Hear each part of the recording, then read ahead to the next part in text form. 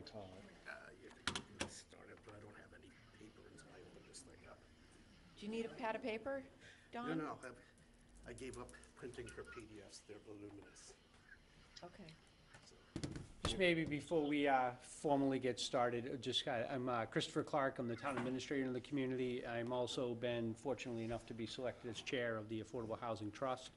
I think what I'll do is just we'll go around, introduce ourselves, and I'll formally call the meeting to order to give Dawn a minute or two. My name is Brendan Lowney. I'm Larry Brophy from Stewart, Florida. He is a resident of Harwich right now, currently in Stewart, Florida.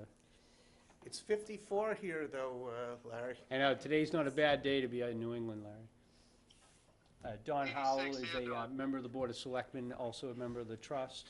And then if the two ladies would introduce themselves. Andrea Aldana, Director of Housing Advocacy at the CDP Community Development Partnership and consultant to the town. I'm Charlene Greenhalgh, the town planner. So I will officially call the meeting to order now that we have a quorum of 3 present, 1 electronically participating, remote participation, which is permissible under Massachusetts general law, and it was approved by the Board of Selectmen at a previous selectmen's meeting. Just as required by the open meeting law, just informing everyone that the town will be video and audio taping, as well as, we're not live broadcasting this, but in addition, anyone in the audience who plans to audio or videotape this meeting must notify the chair prior to the start of the meeting. Anyone gonna audio or videotape? Seeing none? Okay, we will go right in. And just for folks that may be joining us, any item that's on the agenda or discussion, at least as chair, I would allow participation in that, so I'll go through the board first, and then we'll open it up for discussion for the people that are in the audience, okay? So you will be given an opportunity to talk, is the long and the short of that. So under the agenda, the public meeting, the approval of the minutes, and just let the record reflect that it was indicated on the agenda that it was January 21st. In actuality, it was January 24th. 2019. I think that was just a simple typo. So I would entertain a motion if we've reviewed the minutes to accept the minutes. Second. We need a That's a motion little for- premature, Larry. Actually, yeah, and I got to do roll call vote because he's remote Yes, participating. you do. Yes, you do. So let's do, no, we didn't, I didn't have I accept Larry as a second, but I need a main motion. A motion. Brendan. Thank you. And then by roll call, Larry? I would vote in the affirmative. Thank you. Brendan? Yes. Clark, yes. Aye. Howell, yes. So unanimous vote. Let the record reflect, too, that Judith Underwood had a previous commitment and was unable to join us today, so she will be absent from the meeting. The next section is public comment and announcements. So if anyone has something they want to mention that's not on the agenda, if you folks are here, I presume from Earl Road? Okay, so Earl Road will be officially on the agenda, but if anyone else, you have 2 people behind you, if John or Art has anything that you'd like to say? Not at this time, okay. I'm sorry? You're on Lower County, but you're Close here, enough. you're here in regards to the Earl Road project. Thank you. And just when we get into it, I will need people to go up to the microphone and speak into it, just because they're being recorded. Thank you. So next on the agenda is a update on the accessory dwelling unit bylaw. So Charlene, why don't you provide us a Happy to update? do that. As some of you may recall, starting early last fall, the Board of Selectmen and the Planning Board met jointly to discuss the existing single-family dwelling with accessory apartment bylaw. And we have an existing bylaw that allows these, but by special permit, and there's a litany of requirements attached to it. At that meeting, it was discussed to have it be allowable by right. So this has gone through many iterations. Originally, the board was proposing that any accessory apartment that was within a main dwelling structure, would be permitted by right. Anything in an accessory structure would still be a special permit. The board once again met with the selectmen in early January, and the selectmen said, why not just make everything by right?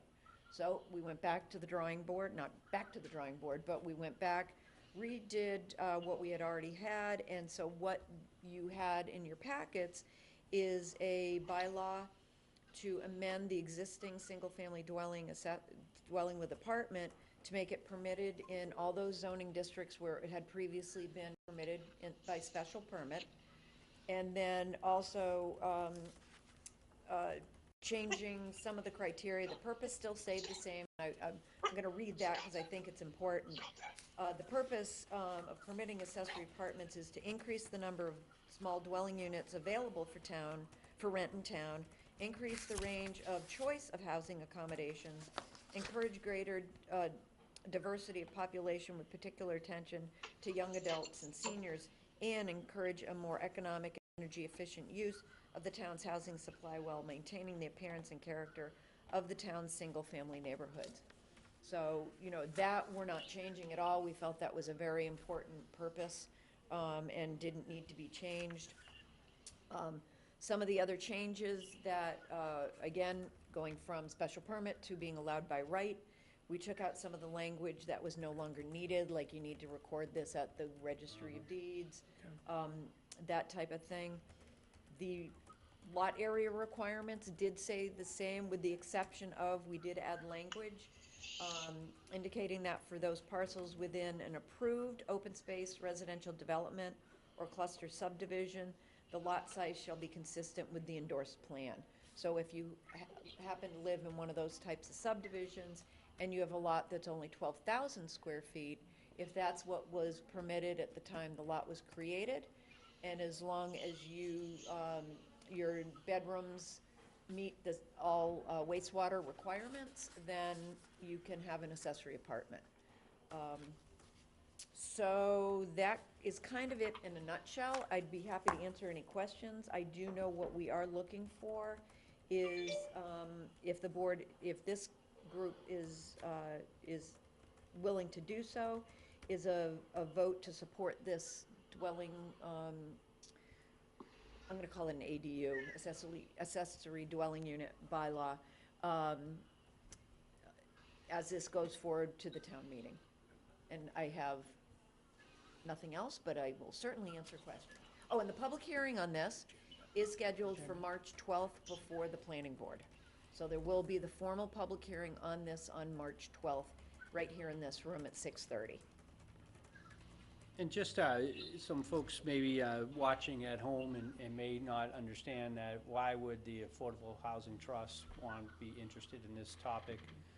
In a nutshell, if I have it, and certainly you can correct me, that if there's somebody has a single-family home and perhaps they have kids that have moved on and they have the ability to create an apartment in that, under the existing bylaw, they would have to kind of go through a standard process, go in front of planning board, obtain a special permit, have to have the deed on their, or filing at the Registry of Deeds to make that change. Yep, under the current bylaw. Under the current bylaw, and this kind of expedites that if someone has an interest in creating housing for, perhaps their children have moved away, but they have other people that they think they could rent it out to supplement their income in their retirement age, that this would allow them to do that in an expedited manner, really a submission to the building commissioner, and then the building commissioner's approval, as opposed to having to file formally with the planning board. Exactly. I mean, the criteria is still the same, quite frankly, but it's been streamlined and made actually more cost-effective. Many times what we've heard from people, who've wanted to go this route is, I don't have the money for the filing fee, or I can't afford the attorney to represent me before the planning board. Some people find going before boards very intimidating. The criteria is still the same. You still need to meet this, except for one we took out, which even the planning board felt that under the special permit granting authority was like, well, how do we judge this? And that had to do with traffic. It's still a house. A house is a house. You can only have so many cars at a house. So, this is a much more streamlined process. But it still has the criteria, still has the teeth. You still need to meet all the requirements. You need to reside in either the main dwelling or the apartment. And the minimum amount of time in which the apartment or the main house can be rented is 6 months. So this won't turn into a B&B, this won't turn into an Airbnb, this, you know, that is not the intent of this. And this does not apply, the special permit is still required if you want to put a new building on the lot and do some kind of No. significant expansion? We wouldn't Nope. need it. Okay, no. No, it would not be. So if you wanted to build a house that had an accessory apartment and you met all the requirements through the building permit process, Okay. and I think it is important that anytime the building commissioner gets either a change of use or a new building permit, it goes through every single community development department, meaning, and others. It goes through my department. It gets reviewed for historic, if it's on the list of historic buildings or in a historic district. It goes to the health department, goes through conservation, if necessary, water department. So, I mean, it is scrutinized, and the fire department, it's scrutinized by all these different departments. So it will be well reviewed. And just under the existing language, how many applications or how many have been approved roughly? Roughly over the last 12 months, I think we've had either 6, definitely 6, it might have been 8. And with no question, no opposition, you know, I'm not gonna say it was rubber stamped, because, I mean, they're all given the same scrutiny, but they all met the criteria, and the board found that they met the criteria for the granting of the special permit. So, The impact of this would be to promote additional housing stock to be added for Yes. affordable, in our case, for affordable purposes, right, hopefully too. lowercase affordable. Lowercase affordable. It would not count towards the 10%, but it certainly Workforce would housing. create a housing stock that would be more affordable for more folks in the community. Okay. Members of the trust, any questions? Larry, any questions? None whatsoever. Brendan? No, I'm good. Stand it. Don, you good? Any members of the public have any questions in regards to it? Okay, thank you. I'd like to move that we support the proposed accessory apartment dwelling unit bylaw. If you'd like to come up and, you can ask your question at the podium, please. And is it a question in regards to what we're talking about now, the accessory use dwelling?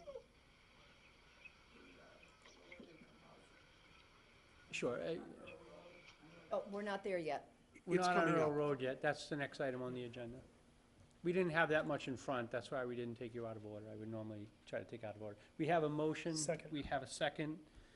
Okay, roll call again. So Larry, are you in favor of? Chris, I'm in favor of that. Affirmative, yes. Very good, thank you. Aye. Clark, aye. Aye. Unanimous. Thank you. Thank you. So the next item on the agenda is the review the warrant article on land transfers. So what I'm gonna do is just summarize the article as it currently is presented, and I will have a few comments, and then we'll open it up for additional comments. So the Affordable Housing Trust its mission is to try to increase the amount of inventory we have for affordable housing.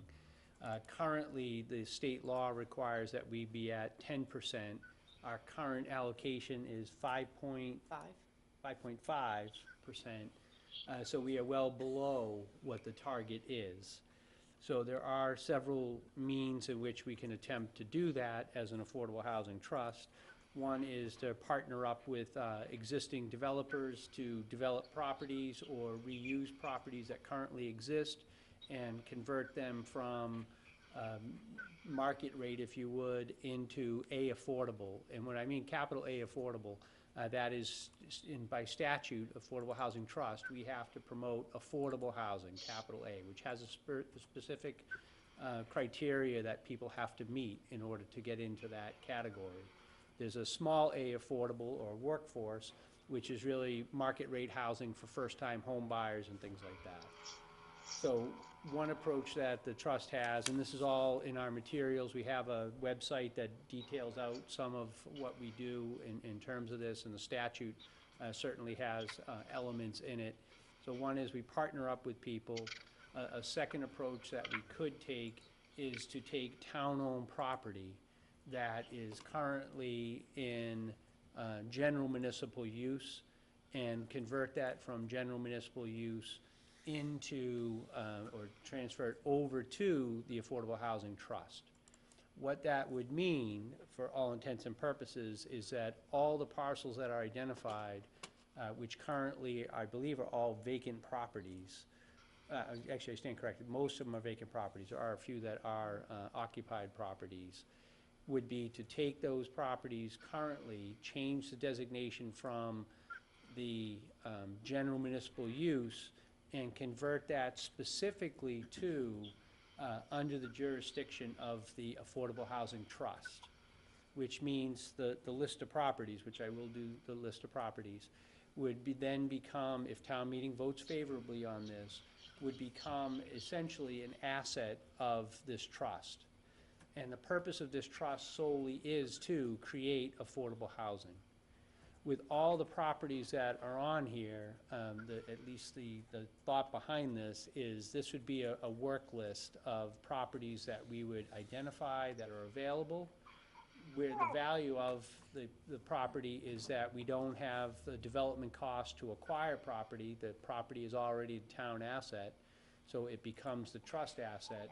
So the trust would be able to develop the property without the acquisition cost of the property, and really then it's just a construction of the housing itself, which would make it a greater opportunity for people to move in at a more affordable level than if they had to acquire the land and then also construct the house. The town does have, or the trust has an obligation under Mass General Law that we would have to competitively bid and go out and find a contractor to build this housing on town property. And there would be a lottery process that would be followed to allow for affordable, people that meet the affordable criteria to apply, and then ultimately they would secure a loan or a mortgage as if anyone else to move into the property. And that property would have a deed rider that goes with it, that if someone buys it as an affordable house, they would not be able to then go and convert it into a market rate in 10 years. That house stays as an affordable house. The value, I think, of having the town have the property, or the trust having the property, is we can lay the criteria for what the house will look like and the criteria for who can move into that house. Mr. Chair, before we go much further, I'm a big believer in we can't assume that everybody knows terms of art. Yeah, no, You fair kind enough. of blew past something, especially since we have an audience, we're getting recorded. Charlene, could you just quickly state exactly what the criteria is for capital A affordable housing? Because most people don't understand where that starts. The capital A affordable housing is housing that gets counted on our housing inventory for affordable housing. And it is anything that is low or moderate income designated. And low income is 60%, moderate income is 80% of the area median income. And for the purposes of Harwich, as with every other town on the Cape, the area median income is based on Barnstable County numbers. And it is established by HUD at the federal level. So, you know, we have no control over what we consider to be our median income. It's established by somebody other than us at the federal level, and we are locked into those numbers. So there are, you know, there's low, there's really low, which is 30% median income. Extremely low. Extremely low. And then there's low, and then there's 80% of median. 80% median 80% income. median income. And just one other comment, that when Chris moved over to the small aid affordable housing, essentially what you grew up understanding is workforce housing, or people who are middle class. They would not qualify, we would not qualify as a town of trying to get towards our 10% goal that the state has set.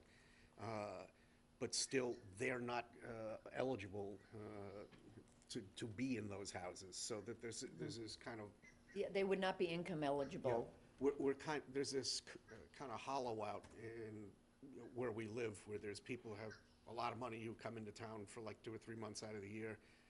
There's people who are at the affordable level, but there's also people who do work for a living but don't qualify for any housing like that, and we don't have a lot of housing stock for them.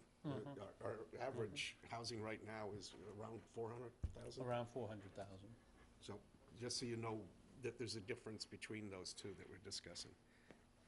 So there is definitely a distinctive need. And just one thing, when I say lottery, I do kind of take offense a little bit at this. People criticize the town of Brockton or city of Brockton. I was actually born in Brockton.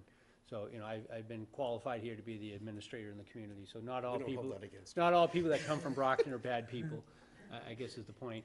Under the lottery system, though, and again, we have to follow, this is a very heavily regulated area, so we have to follow federal guidelines.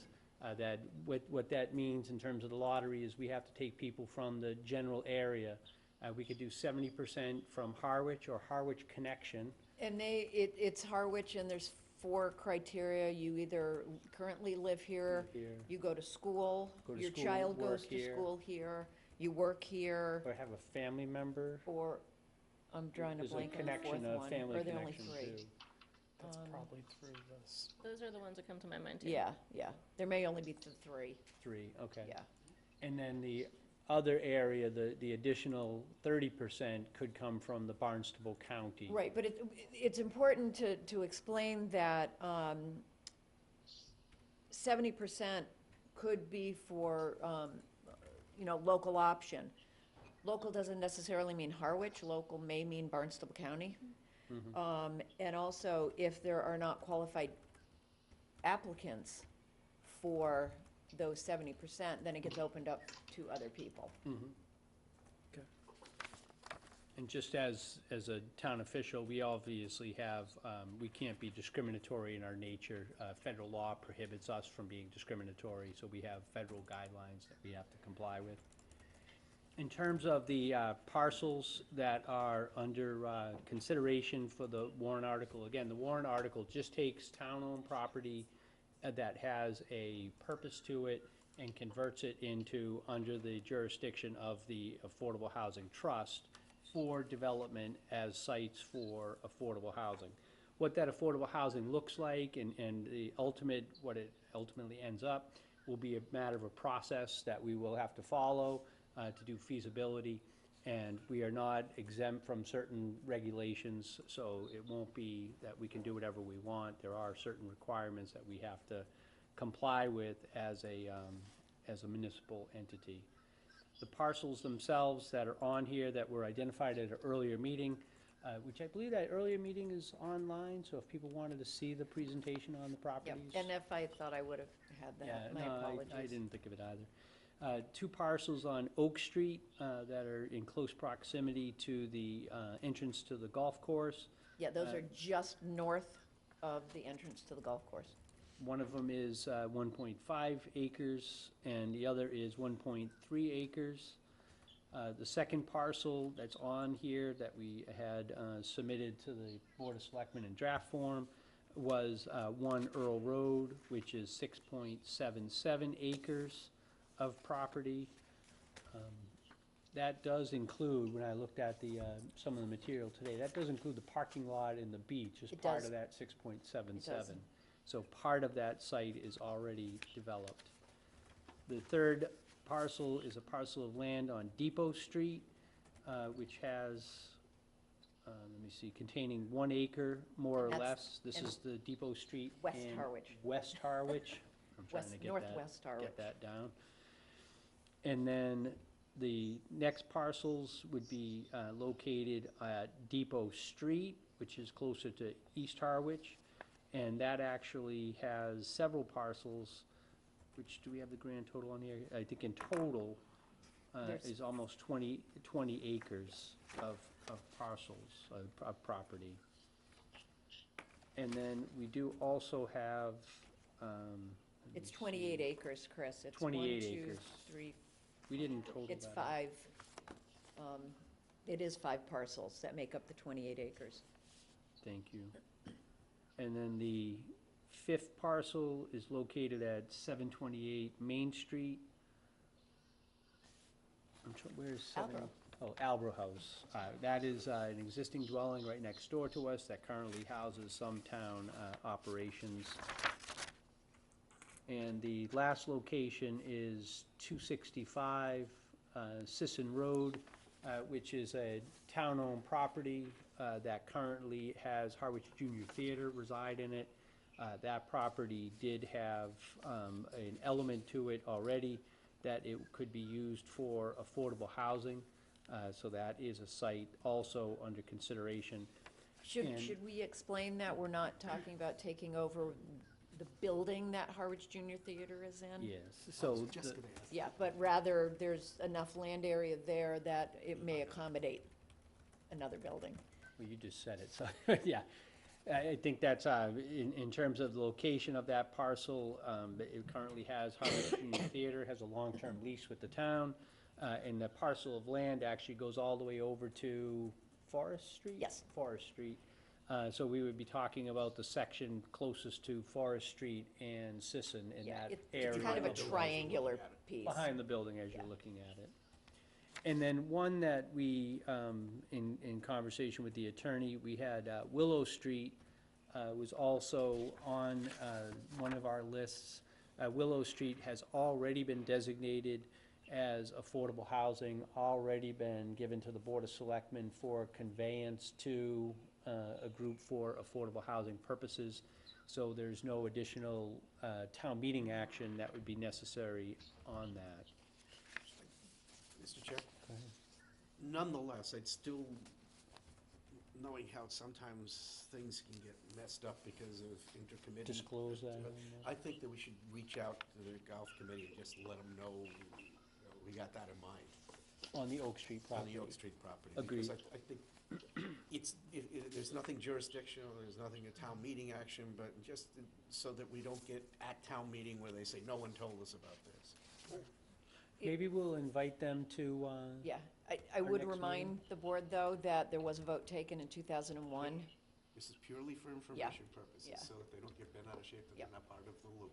could we put that on for them for the March meeting to invite the representative from the golf committee? One thing being the town administrator in the community, there's a lot of property, and I wish I could say that property ownership is simple and straightforward. Quite honestly, it's not. So we have had a fairly extensive review done by the town attorney on these parcels. And maybe just to, on the Earl Road parcel, we have had some people have already come forward on the Earl Road parcel. They have raised some concerns, as have members of the Board of Selectmen, that in the Earl Road parcel, I wish I could explain this, but I really can't explain why people do what they do sometimes. The parcel was originally acquired in 1946. It had on there for beach purposes. It was registered in 47.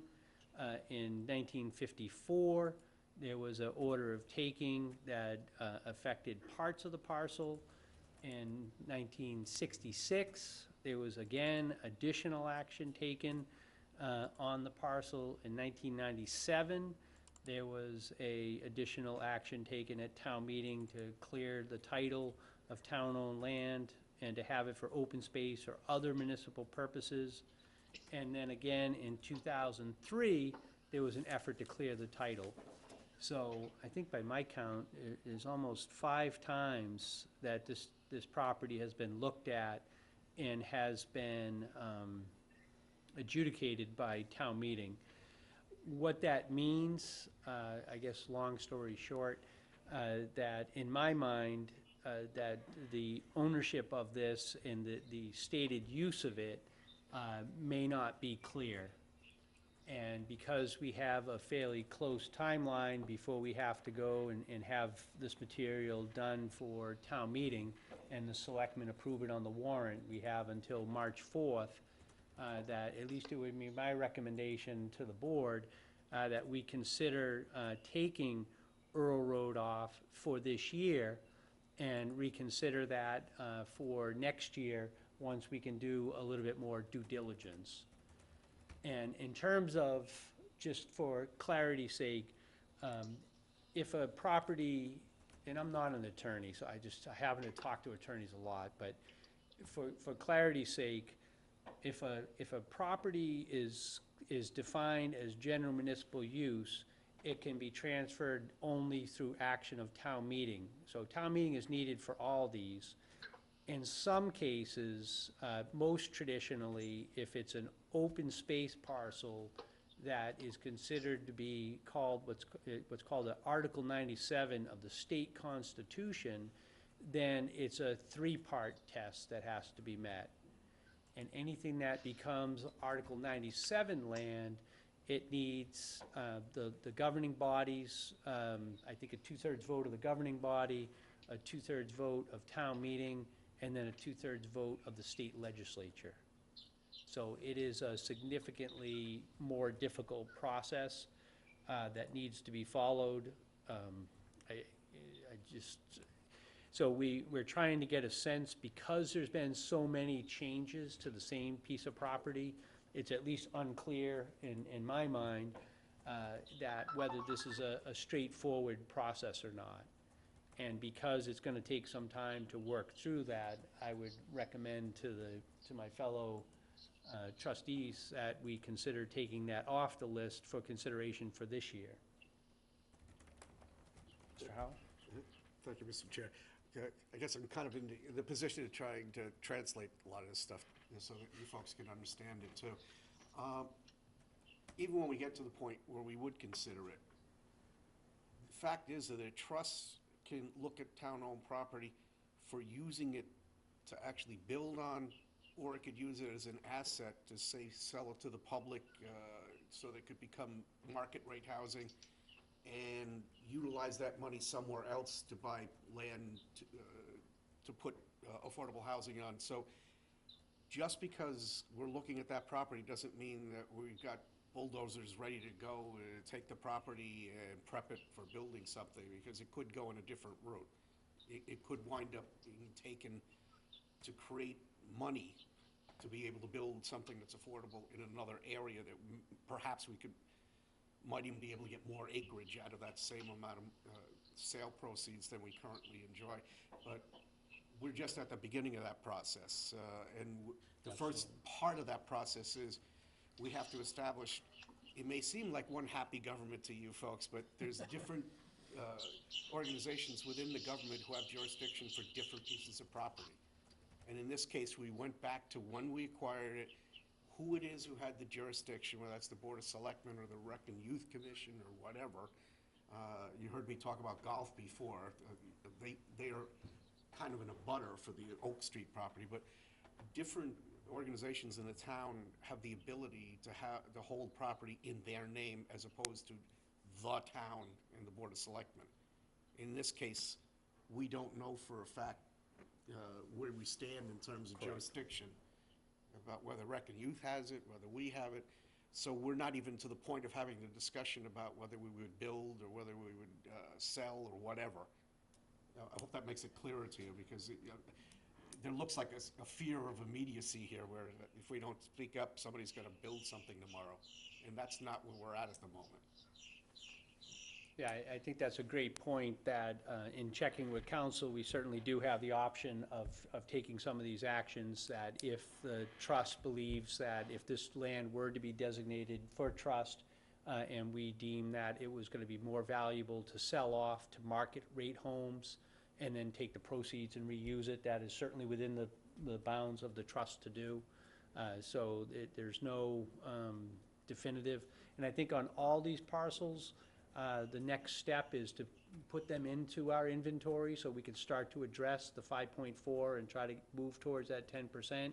But we will have to do a feasibility study on each of these to see what makes sense that we can put in there, how many housing units can we get in, what type do we want to put in, and there's quite a bit of work that has to be done on each of these parcels.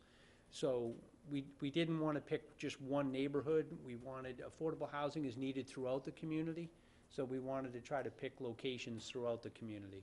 So every location that was selected because we, at least on the surface, it appeared that it was going to be in general municipal use and could be converted over fairly expeditiously. Nor does that mean apartment buildings of any sort. I mean, there's different types of affordable housing. Some of it is really amazing in the way that it integrates into the community. Some of it, like Chatham and Dennis, they put it all in one spot. Sisson Road has affordable housing. There's some up in Truro that looks really nice that would be worth your while, to look at. But a lot of the newer projects are made to be integrated into the community and feel and look like it's just part of the community. And our plan had always been to source that around town in smaller units as opposed to aggregating everybody together and putting them in one spot. Right. So with that as the, Point of information, we've lost Larry. No, he's still there. he's still there, it's just buffering. Yeah, it's buffering. He could see us. Larry, you still there? I still am, you don't Yeah. have the, We have him on audio. Yeah, we got you on audio. It's unnerving to Not not see you. visual. Are there any, I guess I'd like to, any other questions or comments from the board members? And then I will open it up to the general public. And I did receive an email from a resident that couldn't attend, that wanted to have his email kind of read into the record, so I will do that as well. He was not made aware, because I didn't have a chance to chat with him about the recommendation that I just made. Larry, do you have any questions or comments in terms of this? yeah, I'd like to chime in, Mr. Chairman, just for a moment. As you're aware, I was on the planning board when we last considered the Euro Road parcel, and ultimately, we put a parking lot there that's very useful. And since then, I've kind of looked it over and watched it and carefully watched. And, one of the things I think that concerns me is that I assume there's people there for Euro Road today that have concerns for affordable housing. I think the first thing that I'd like to say is that as I've looked at it probably on a monthly basis for the last several years, and the only thing that I see is that it's being used as a leaf dump, and broken trees and branches and all kinds of deleterious that just get there. So, my thought there is that it's one thing to be concerned and be stewards of the land, but you've got to look at it overall and actually be stewards of the land. Right now, it looks like what it is. I mean, it's a dumping ground for all of the neighbors, and I would like to see it be used for a higher purpose, because we're certainly not going to make it any worse than it is now. But that's all. I'm 100% in agreement with Mr. Howell, and we can look at that later on once we make sure the title is cleared and we have access to it. Very good. Thank you, Larry. Brendan, do you have anything you want? Yeah, I think the idea of, going to market and using the money for a different purpose, I think we've talked about that before, and that always sounded more appealing. And I think the sky's the limit for that property, but I think, until we figure out exactly what we're doing. Yeah, that's the whole point. We're a ways away from anything at the moment because, as Chris pointed out, we're not going to bring it up to town meeting until we're absolutely certain about where we stand about who even has authority over it. Agreed. Thank you. So, staff, would anyone have any, this is your opportunity to, I know, birds are really, I know, there's more birds than Larry. You should watch what you eat for Well, lunch, I'm- Larry. I just have a question. If there is consensus that should come out, does the board want to vote it? That it come off the list at this point, or? I think I would like to take a little bit of just commentary and then see how we feel. Just if you'd state your name for the record for folks at home. Yes, my name is Charles Watt. I live on Gordon Road, and I've owned property since the 1980.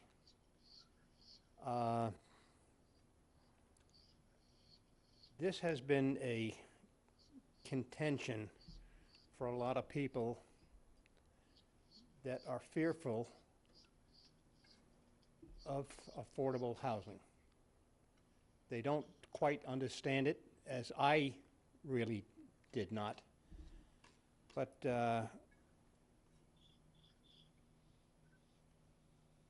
every time we seem to have a meeting regarding that property, everybody is uptight.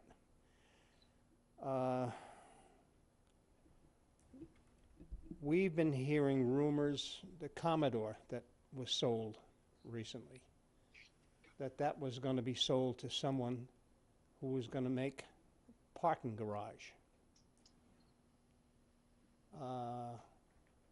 Somebody out of state. Yeah, we're not familiar with private property, or at least I'm not familiar with any private property. This is right across the street. Yeah, I'm familiar with the And, location. it's not zoned for parking garage, so they can't do a parking garage there unless they get a use variance. Well, anything can happen, you know, you never say never. But there's always a fear there. There's an awful lot of people with property in the surrounding areas there. And their fear is, what's it going to do to their property taxes? If all of a sudden you see construction there, rumors start, is it going to be this, it's going to be that? You try to sell your place, people hear rumors. It's not going to work.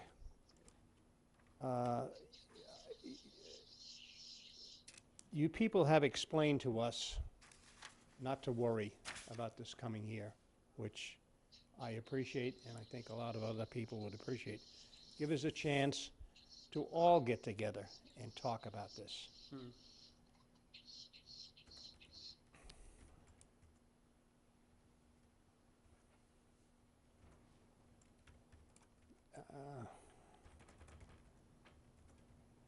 The one thing that has not been explained to me, and I've heard rumors about how that property was acquired from Allen Harbor. I believe it was offered and taken by the town of Harwich, but can you explain to me under what circumstances, briefly? From the deed research that was done, it did appear the town acquired it in 1946. And what I read in the material was for beach purposes, was what was indicated. Yes. But as I kind of went through the laundry list, that purpose has changed multiple times since then, which is permissible, you know, under Mass General Law. It's permissible to change the use. There is a process for changing the use. I think the question is, because it's changed use, well, changed purpose so many times, which one applies and which ones don't, is really what the question boils down to. Yes. So this would have to be changed in the legislature, the purpose of it, in order to... Not necessarily. If it's, I didn't mean to cut you off. Not necessarily. What happens is, if it's designated as open space or one of the categories that's considered to be Article 97 of the Mass Constitution, then that three-step process has to occur. If it's considered to be under the jurisdiction of the Board of Selectmen or a general municipal use, then it's just town meeting. Which is our legislature. Which is, the town meeting is our legislative body, so Yes. in terms of that, you know, just to recap, it's the board that controls the property. So if it was the Recreation Commission that controls it, it'd be a 2/3 vote of recreation. It would then be a 2/3 vote of town meeting, and then a 2/3 vote of the state legislature, if it's deemed to be an Article 97 deemed property. Okay. In the summertime, that's a very busy place, as you probably know. And living there, we see an awful lot of kids, and traffic has become sort of a problem. I've noticed several times this year, and those parking lots are fairly large, they've been filled to the brim. and you have kids running all over. And I'm just worried about more construction down there, more people would cause harm Okay. to that situation.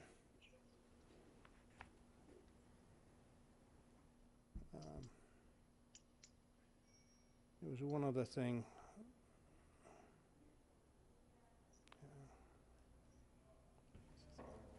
If you want to, take a moment and think, or does anyone else have anything that they would like to, Can I also say something about the property? do you want to say? Yeah, because it could be a parking lot under Yeah. the current circumstances. Yeah, actually, it could be an That's expansion. what Okay. Did you want I to say just- anything, Terry? And just for, I appreciate, and we do have another meeting, I have another meeting at 4 o'clock that I need to attend, so we do have a limited time. I'm happy to take other commentary, but if it's the same commentary about traffic or safety, I get it. We're all smart people, so we get the idea. But if there's new information, happy to hear that.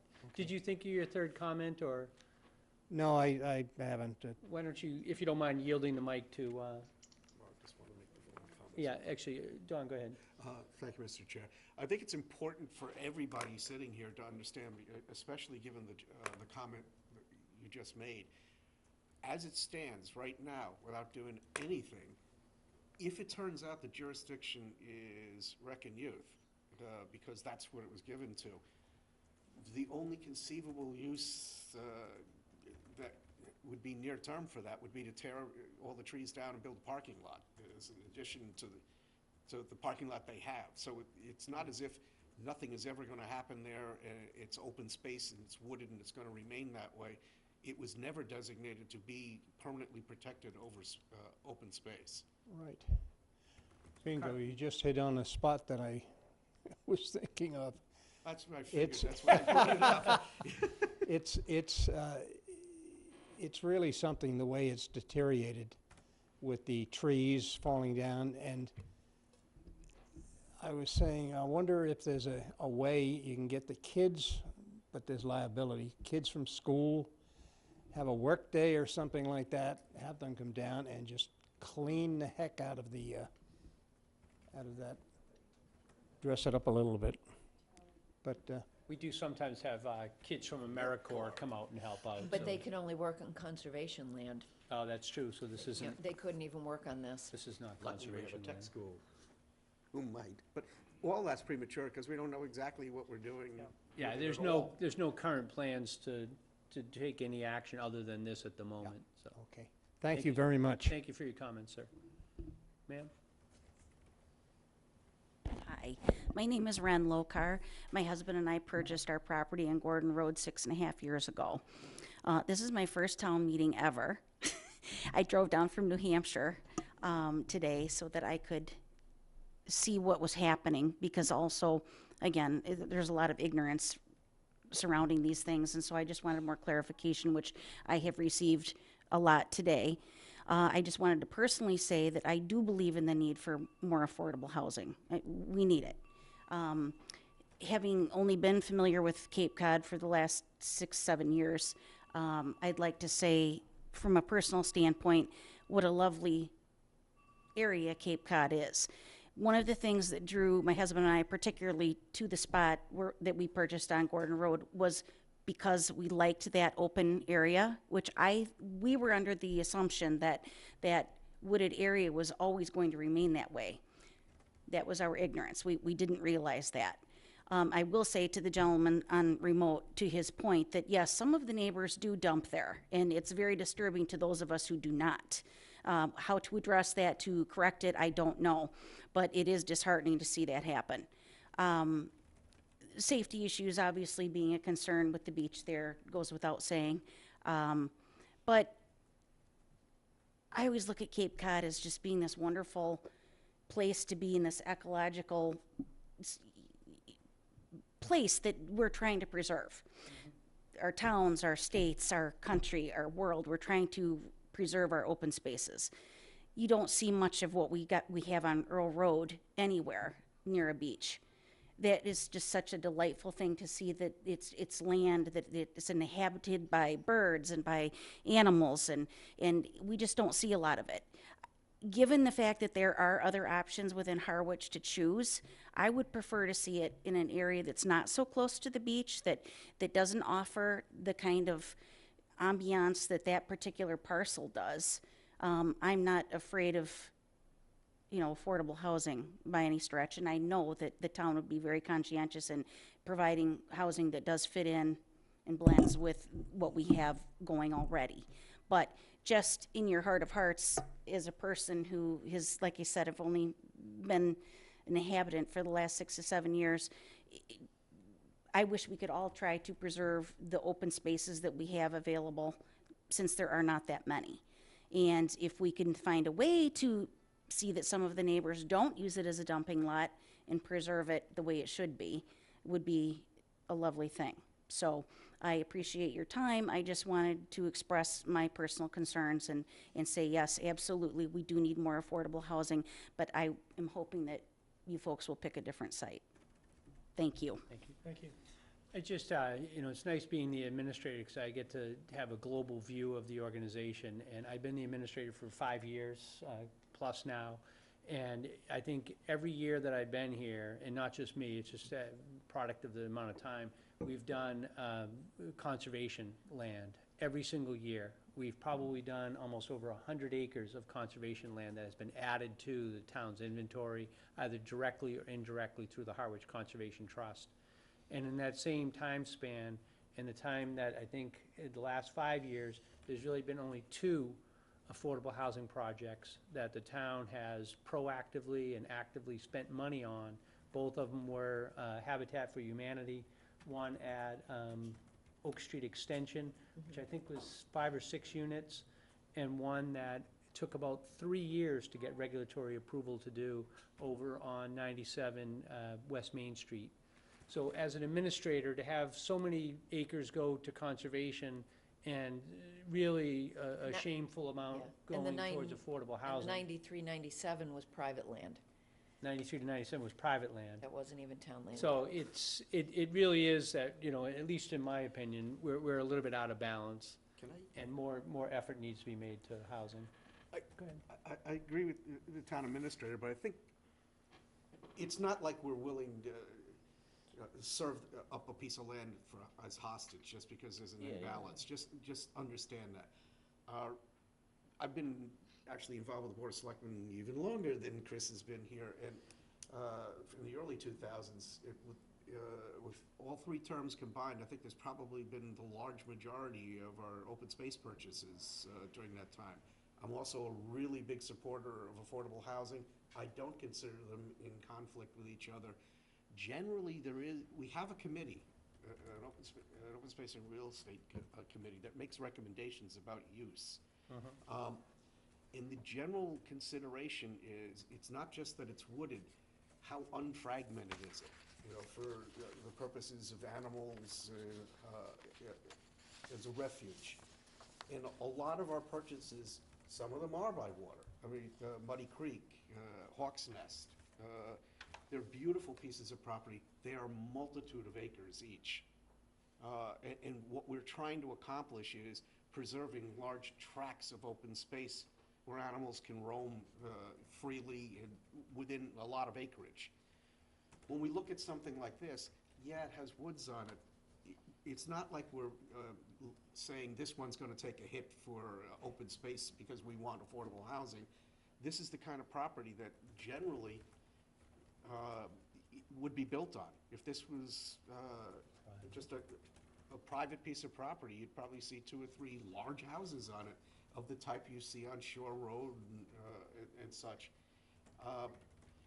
So it isn't that, well, gosh, it's affordable housing's turn now, as much as what's appropriate and what's not. We've gone through the process of looking at what we own and getting recommendations from the Real Estate and Open Space Committee about what's appropriate and what's not in given places. That's why we're at the point we're at now. It's not just because Well, the last 3 people we let in were for open space, so now it's our turn for affordable housing. It doesn't work like that. We really do care about the land, its context, what its use could be, how valuable it is for one versus the other. So we don't take this kind of step lightly. It's not like we're looking for tracts of land that have woods on them so we can chop them down and build stuff. But I would invite you, especially since you're kind of a recent resident, to go into Hawks Nest and to go into Muddy Creek. There are parking areas for both. They're magnificent. There is water near them. Large, unfragmented stands of trees, and that's what we're trying to protect, is large things. And just for anyone else have any comments, ma'am?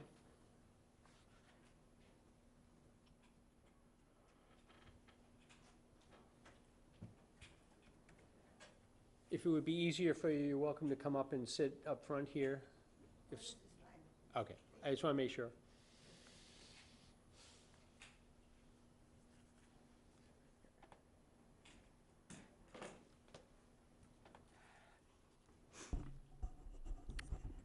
I'm Teresa Swider. I live on 54 Earl Road in West Harwich, and I have been a resident of Harwich since 1985. And the place that we purchased was really a mess. We worked really hard. My husband and I worked very, very hard. We cut down 56 trees, if you can believe it. It was like a forest. And that's beside the point, because most of our neighbors, my neighbors have really worked very hard too to make their homes look beautiful. And not to mention who they are, but they really have worked very hard. And I don't want to reiterate some of the things that were told already, but I think it's just very important to know that the traffic is an issue there. And quite often I work out in my front garden and people walk through with little kids and there's no sidewalks. And the cars come down through there real fast sometimes. So that's got to be understood. And there's been a lot of accidents on the corner. I've had one, but I was lucky. One other thing I'd just like to mention is people from Pleasant Road Beach, when that beach gets filled up, where do they come? They come to Earl Road. Mm-hmm. I don't know if you knew that. But anyway, I do want you to think about it very carefully because it's a very important thing. And also, I think what and I'm not against affordable housing. I'm for it. But I just think, the question I have, why are you putting affordable housing near the beach? That's going to give us more people on the beach. And it's just going to be very congested. Right now, we can hardly find a place to sit sometime.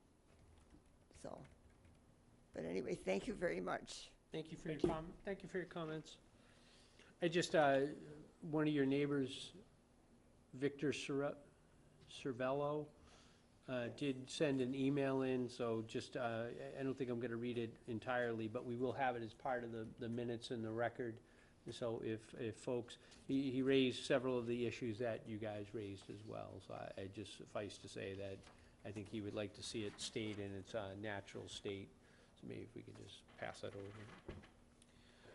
Okay, I think we've had some pretty good discussion in regards to this. I think I would, at this point, entertain a motion to approve the updated language on the warrant article that does have it that the conversion of the property would go from the control of the Board of Selectmen directly to the Affordable Housing Trust, and that of the parcels identified, all be accepted with the exclusion of the Earl Road property be deferred for 1 year to have consideration of the legal ramifications of the various iterations. And I of did that. hand that out to everybody. It has the watermark that says revised Okay. 2/21/19. Sorry, thank you. So the 22119 version that does I not would move that we include, accept the 22119 amended version for inclusion in the warrant. Second. second by Brendan. Okay, Larry, you still with us? We just lost him. Oh, it says reconnecting. Huh. We were doing so well there. We too. were, he was on for a while. Went out to the veranda.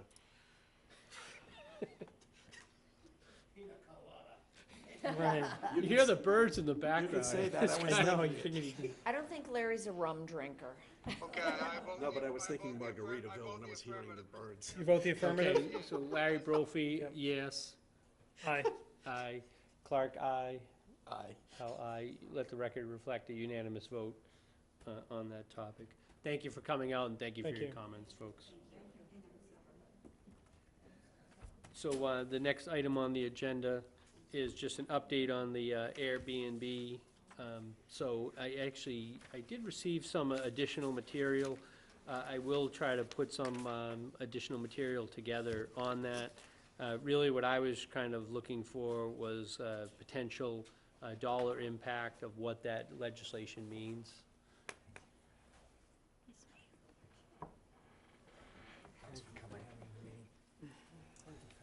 Thank you for coming out. Thank you for coming. Pleasure. Thank you, sir. Mr. Chair, especially since I have a feeling that I know how numbers of the Board of Selectmen feel about it, if we could come up with that update relative to, because it's confusing to all of us about how they all, the rooms taxes all interact with each other. Because there's a 4 to 6% on a base level, then there's the housing level add-on, then there's another potential one for wastewater. If we could get some succinct explanation about if they rely on each other, and if so, in what way. Okay. So why don't we put that on for a future agenda, and we should hopefully have some additional materials. So the update on the Airbnb, the next agenda? Let's hold that to 'Cause the that actually next is a tier agenda. above the basic 4 to 6.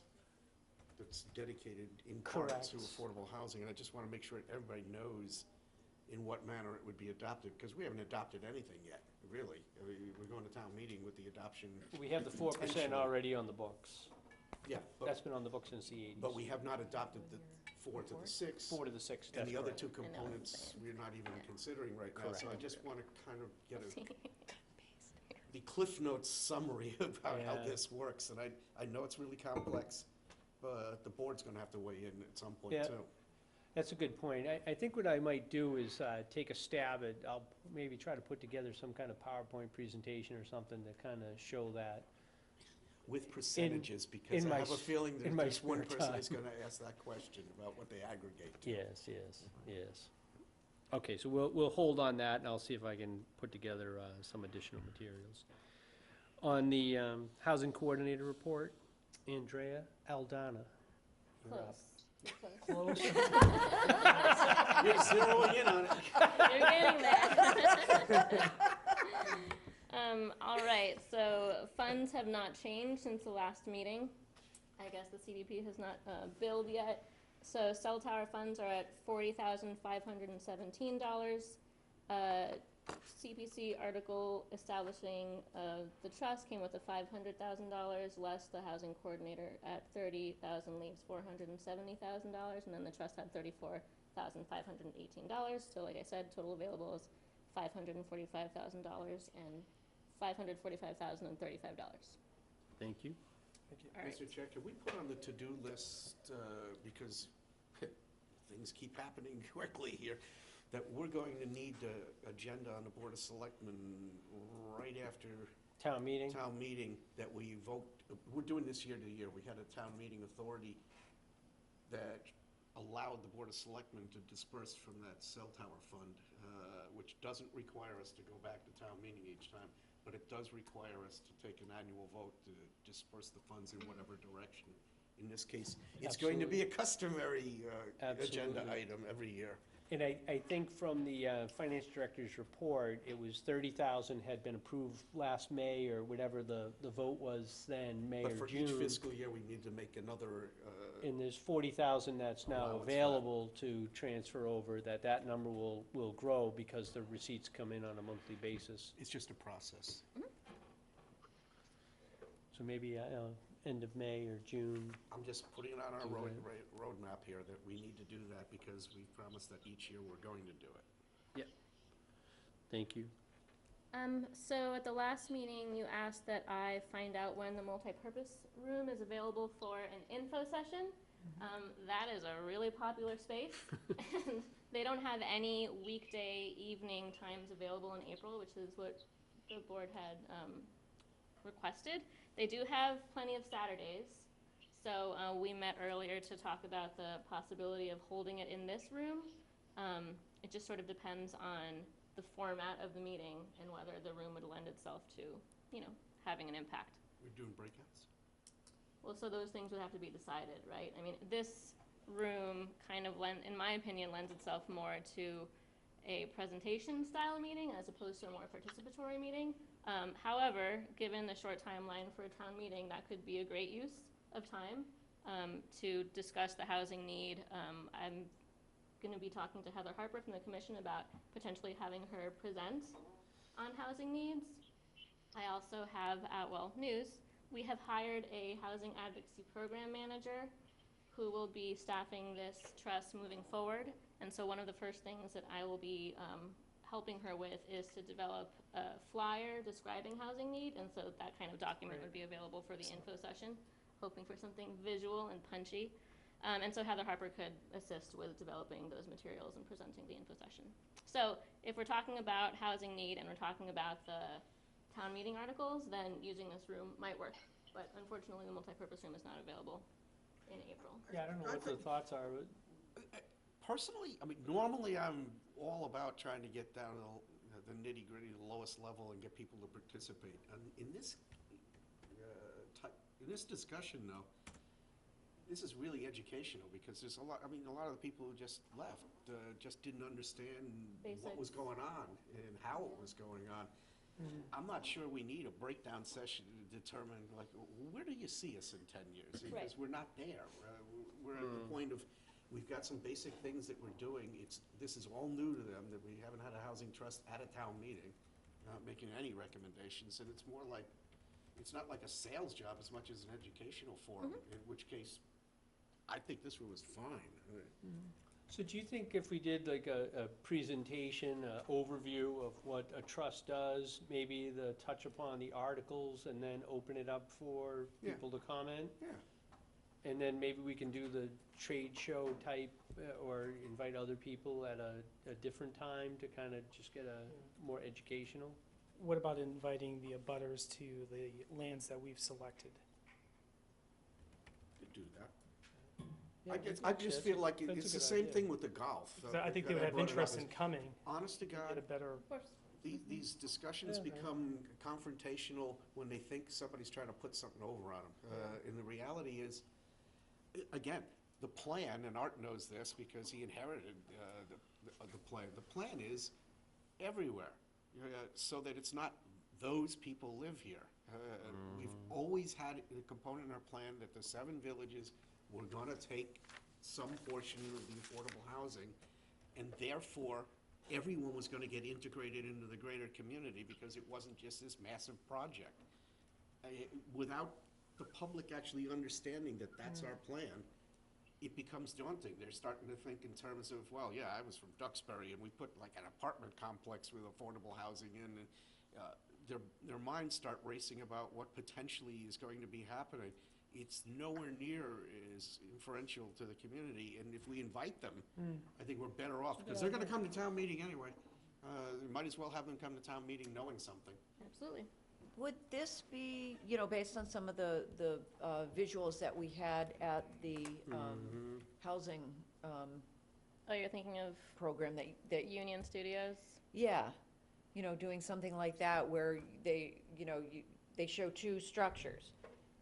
how many units are in each one? Yeah. And they're almost, you know, visually identical, and one is a single family, one has 6 Right. units in it. That's what I was alluding to. So, The you look know, is actually. something That was a like- great Design, yeah. presentation, it was. Yeah, that was incredible, Uh-huh. that presentation. I think that, And if we so that's can another reason why I borrow think, it.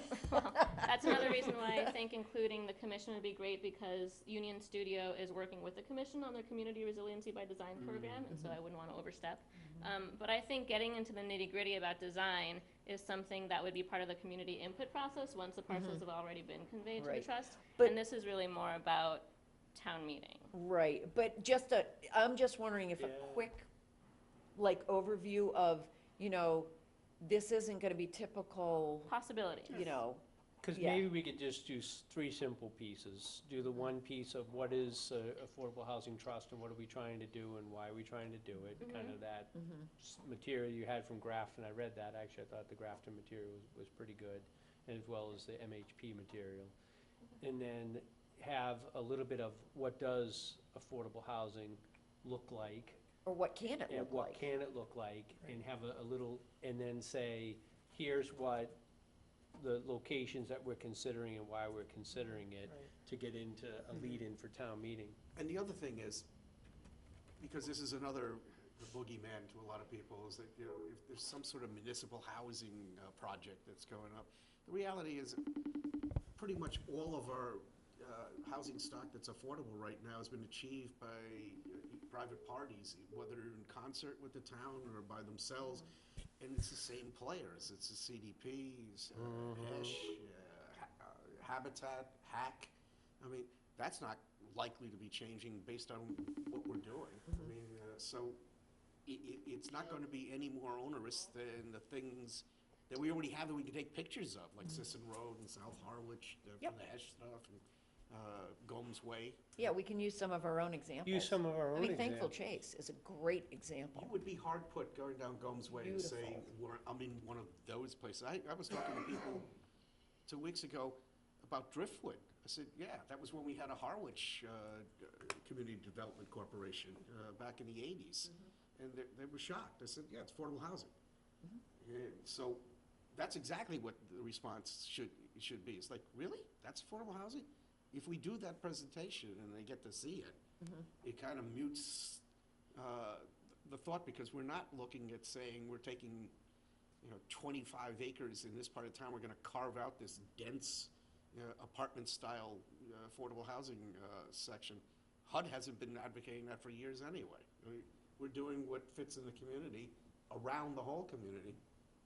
But I know one thing, I mean, we haven't talked about this, but at the presentation, all these people that said have lived here 6 years, lived here 8 years, came here to retire, if they're looking for a VNA or a CNA or a phlebotomist, they're not going to find one in 10 years if the trend keeps going right now. Because Plumber, electrician. the folks who are moving in right now Any are working absenting person. the use of their property for almost 10 months out of the year, and hiring I'm not even sure where they're going to find somebody to be a property manager. Hiring somebody to watch the property for them because they don't want anybody to rent it from them. Essentially, you're locking out anybody who's capable of actually providing services that they're going to need. They're going to find it to be kind of Hamptons-esque, where people, it's- but we don't have the ability to have people commuting from somewhere, except for Hyannis. 'Cause We I do don't think have that, to it's all the- lineal. To that point, I think it's a great point, that the Chatham video of the faces of affordable housing, didn't we say that the Chatham has a pretty good Yep. video of who makes it up? I think an image of who we're talking about, and then the type housing we're talking about. If you wouldn't mind, Don, with your background, I mean, taking a few photos of some of the older sites in town and get a little cross-section, and we'll put that in the slideshow. The older guys taking some older pictures of some older sites. Well, I just. I know, I'm sitting there like, I haven't been here long enough to remember all I remember this. back when I was a kid. But Back in younger years. yeah, I mean, honestly, there's an irony in this too, because the people that are talking about this are talking about the fact that they've just showed up recently. I don't quite get the reticence, because nobody debriefs the VNA registered nurse or certified nursing assistant about how long have you lived here. What I find to be ironic about this is there's an awful lot of people who are retiring in here 3 years, 4 years, 5 years, and they're saying, well, this better be for community people, even some of our board members. Because the reality is, when they move in and they take on a job, they live here. They are residents of here. I mean, it's like, what are we doing? We're only going to open up the gate at the bridge for people who make us, like, 110% of the median income, and you're allowed in, but the rest of you aren't? Well, even people at 100%, 110% of median income can't afford to live here. Yeah, I was hoping you'd mention what that level was, because it's Yeah. ridiculously low to be. But that's not to be able to capitally get a affordable. $400,000 house, and Yeah. you're not gonna be doing that. Yeah. And we don't have a lot of rental stock either, even on the commercial level. But again, I'm not troubled by who are these interlopers who are showing up? Because it just so happens that they're going to be the people who are checking you out at the store, doing your hair, drawing your blood. Yep. I mean, it's. Yeah. Putting fires out in your house, Right. actually. Well, Working teachers are in probably some the best example municipalities. between the Yeah. firemen, Fire, police, and teachers, paraprofessionals. they couldn't afford to Yep. be here at the lower levels of hiring entry. And no one says you need not apply unless you live here first. On a municipal service level even. So that's an argument that needs to be diffused, because they have to actually start looking in the mirror and say, well, I just showed up 3 years ago and nobody told me I couldn't come.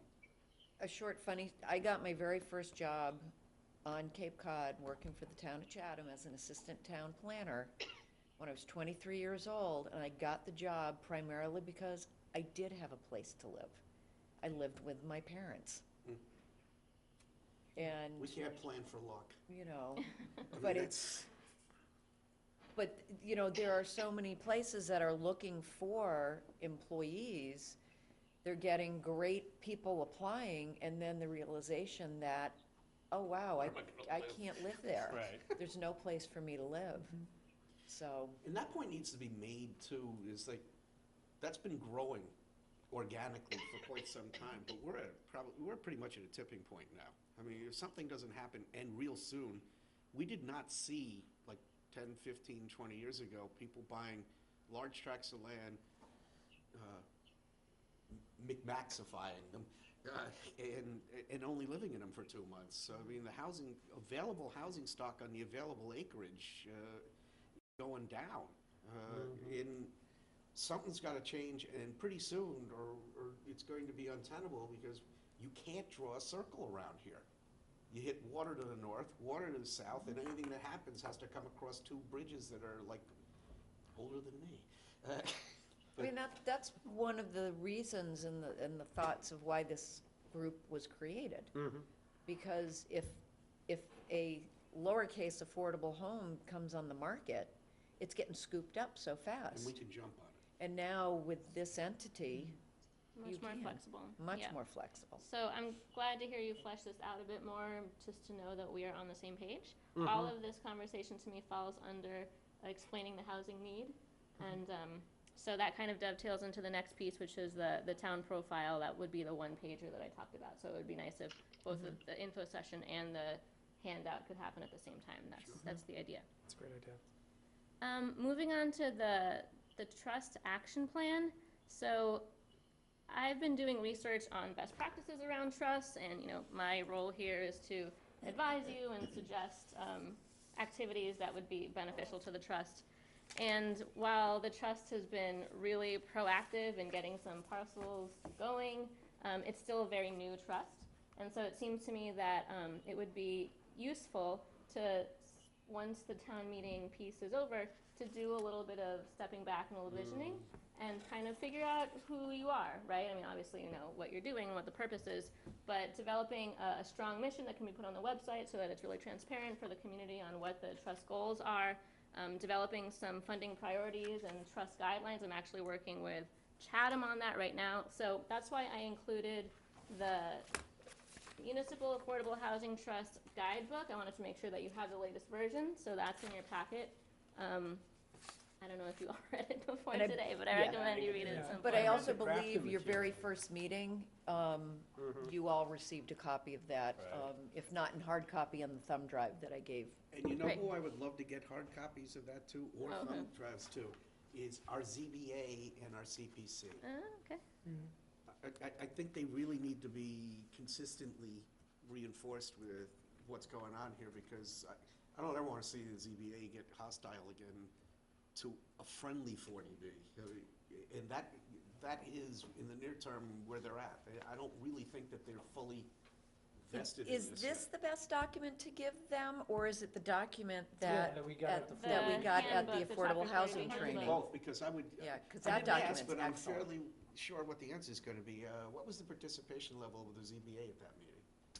There was, I don't remember, I do you think, know? one board member there, and the Shayla Delaney, who is their Right. clerk, she attended. Clerk, I was there. She doesn't have a lot of input, though. But she has a lot of guidance in the process, and that is just as important. Well, I want them to understand that yeah. their role in all of this is, on a friendly 40B, isn't for them to suit up with their goaltending outfit on. That Well, it's more like, yeah. this is to facilitate, so for them to play goalie would be kind of anathema to the whole process, And, since we do have to go through Yes. them anyway. So that brings me to part of this process that we could go through would be about strengthening liaisons across committees within the town. Given that the trust is new, obviously there is some work to do in that regard. CPC isn't necessarily used to working with a trust, and the relationship between the CPC and the trust, for example, is absolutely critical to advancing housing production goals. So these are all things that could be thought through, and a process to implement systems that make the town stronger could be developed. And so the action plan that's in the packet is what a potential end work product could be of that process. The Grafton example is considered to be a best practice in Massachusetts according to MHP. It's not necessarily, we wouldn't necessarily do something exactly like that, but I think it's a really great example of something that could be produced. Yeah, I thought, like, one of the components I liked about that was they mentioned that CPC is a partner with the trust to fund.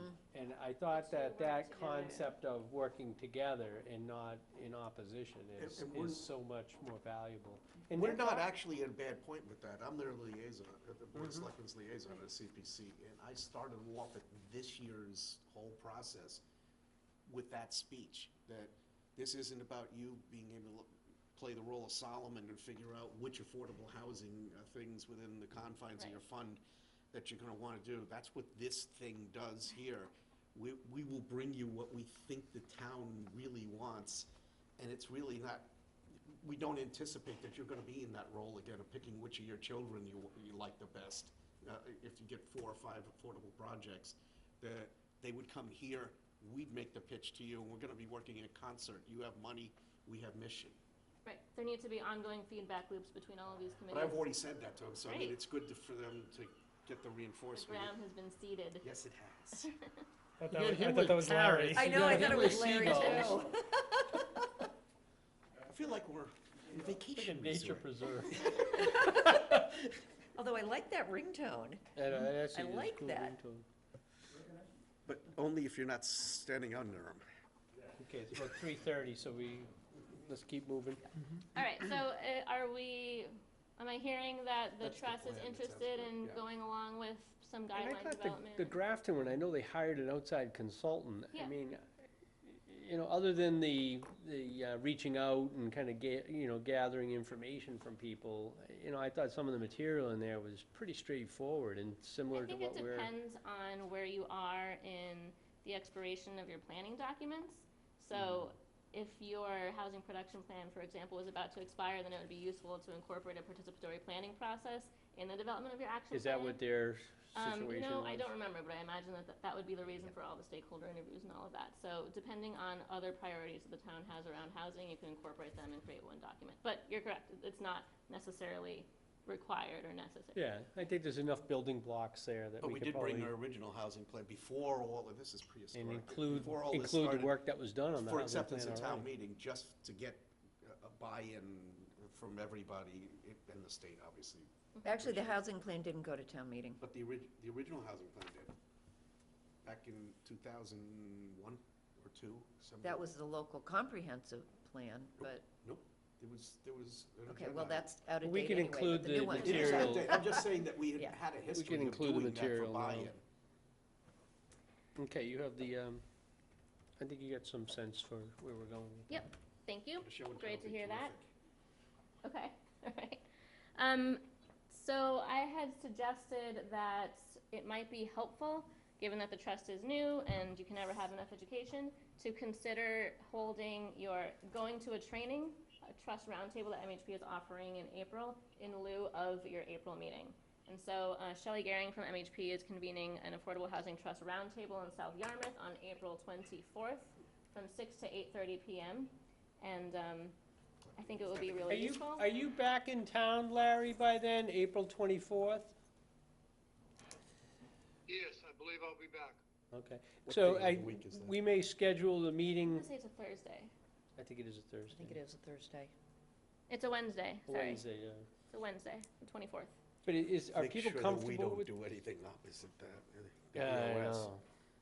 I have it on my calendar, but, so are people comfortable with that we wouldn't have a formal meeting? We just all, if we're all gonna go to the same training at the same gonna time, post we have anyway. to formally post, so. Yeah, that'd be a good idea. That would be, that'd be fine with me. April 24th, it's about time I get back.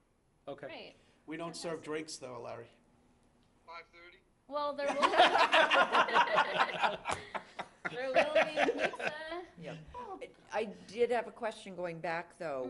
What date do we want to try and hit for the citizens forum? It's gotta be before that, our town meeting is like. Yeah, I think Yeah. if we could try to do around April 15th. Okay. I Let's see what probably works won't here. be available That's a to stressful participate. And that's Oh, school yeah. vacation week. Maybe a Yeah. couple Tax days later. day. Should be the 16th. Yeah, no, I'm just Yeah. generally, Yeah, actually, the selectmen will be meeting the 16th that week, because Monday's the holiday. maybe we could do the week after. We shouldn't have an issue getting this room, because I think if we meet Well, on you've a got your Thursday training night- in Yarmouth on the Oh, on that 24th. 24th. Somewhere between the 15th and 24th would be good. Yeah. We don't Somewhere have any time between- after that. Figure it out. That's what I was Yeah. thinking, between the 15th and 24th. Just so you know, it starts with a tour of Yarmouth Commons, and then you'd be going to Simpkins Residences up the road for the actual meeting, and there will be pizza and beverages. They always do pizza. Well, it's cheap. I don't know. I know, but What else do I It's have? its own food. I'm lactose It's in intolerant. its own food group. I'm with you, Charlene. I was born right outside of New York City. Excellent choice. We'll get Chinese. All right. A couple other updates. Charlene reminded me that MHP has released the dates for their annual Housing Institute. This is the event that our Cape Housing Institute is modeled on. It's a 2-day conference. It's held in Devens. It's on June 5th and 6th. It's phenomenal. I highly recommend going. That's really all I have to say about that. Once I have flyers for all these events, I will pass them along. A reminder again that our Lower Cape Peer Group meeting is being held on March 7th at, where are we holding it? Brewster Ladies Library. Thank you very much. You're very in Brewster. welcome. Yep. And I mentioned before that we hired a new program manager, so she will be attending the next meeting, and I will be with her for probably several months while we onboard her. My January monthly report is in the packet. And unless you have questions or comments, that's all I have. It still doesn't let him off the hook from learning how to pronounce your name before you leave. I don't know if that'll ever happen. He doesn't. Let's see if it pronounce happens my next name. meeting. can't Don't take- say anything. Don't tell him. You can't take an Irish guy. You have a finite goal now. You can't make an Irish guy speak Spanish. Did we also want to mention at the March meeting, we were talking about having Heather Harper? Oh, yes, thank you. You're very Yeah. welcome. To do, I guess it would be kind of a dry run of the presentation for the info session here for us. Great. And get some feedback and kind of refine that. So I'm asking her about that. Because we probably could do the info session right after town meeting. I mean, that wouldn't be necessarily a bad idea. No, you want it before town would be meeting, nice because for you them to want. Well, we No, do the going into info town. session before, but Yeah. then do the Oh, yeah, larger yeah. group and the input afterwards. Yep. Well, that would have to be after the Yeah. feasibility studies anyway, because we wouldn't have information to share on the Yeah. parcels. Right. Okay. Thank you very much. Other business, anyone have anything? Larry, do you have anything? No, I'm fine. Okay. Brendan, do you have anything? I do you not. wanna bring up? I'm Tell good. us. Smoking Okay. enough. You do have somebody at the podium. Mr. Chairman, I just want to make one comment on, Who are you? I don't know. Why am I here? And just state your name for On the- Wednesday, March 5th, For the minute. Channel 18 is having their forum. Is anyone from this committee making a presentation? Pre-town meeting? I know I'm doing That's the the planning pre-town board. meeting one. Is that the voter information? That's the voter I information have committee. that on my calendar. Are you speaking? Well, yeah, they asked me to, Well, I mean, I know you asked. they asked me to They be asked there me for too, all of but- you, so I'm there. Okay. But I may include, I'll ask them if we can do, they do two. They have a state of the financial situation of the town. Okay. And then they pick specific articles of interest. So we can certainly, Okay, that's on March 5th? no, there's two of them. Because I got invited to speak on March 5th about what the planning board does and what the planning That's right. department does. Meeting at 9 a.m. in the morning. I'm meeting at 10, Oh. because I have a well, dentist appointment. Maybe you got a special meeting. That's a yeah. different function. Yeah, The only, that was I done don't- through the chairpersons Right. of each same committee. here, this is what this is Pamela, the chair of the Information Committee. Anyways, the reason I'm bringing it up is I'm going to be there. They asked me to, and I figure yes. But based on who's going to be there will determine what I'm going to speak on. I didn't want You to can forward duplicate me the anything you're going to be email. saying. I didn't, I don't got know it if- through my chair, so, I think we may be talking about two different meetings. I know I got an invite from Voter Information Guide, Yeah, that's the one I'm talking about. and that I've signed up to go. That's but not March 5th. That's later in April. yeah. That's not that current. So the March 5th, March 5th is, I think, It's different. something else. That sounds different. This is the But Harwich if you Voter could send Information the Committee. material, and you said Pamela, isn't it Chris Joyce that's It the is. chair? It's Chris Joyce. Do we have a, Oswald. we have a department head meeting next week? We can ask Jamie. Yeah, we can ask. Okay, we'll try to figure that out, Art. Okay. We won't leave you to the wolves.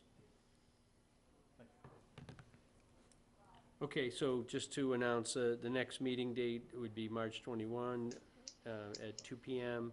Heather Harper, we will see if we can secure her. If I'm able to get squared away, I will try to do a Airbnb, a summary of that. I certainly can put something together. And you asked that golf be invited? Yes.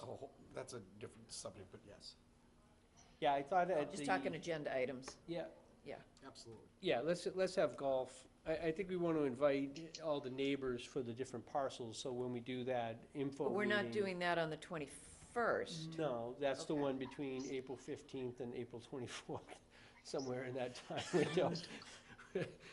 We'll have to Yeah. narrow that Window, down a time. little bit, but If we don't figure make out it, what we we can want file to an do. extension. I'll get the abutters list Mm-hmm. on those. Okay, if there's no additional business and we announce the next meeting, I'll take a motion to adjourn. So moved. Second. Did I miss that? Sorry. There's only three of us here. I know, it's His waiting for drink's that. almost out. All in favor? Absolutely in favor. Mr. Okay. Chairman. Go enjoy the rest of the afternoon, Larry. Aye. Oh, my Unanimous. wife aye. is debating a trip to the pool. A trip to the pool. It's a hard life, Larry. It's a hard life. Take care. Thank you, We'll guys. see you, Larry. Bye, Larry. Bye, Brendan. Thank you very much. I'll be in touch.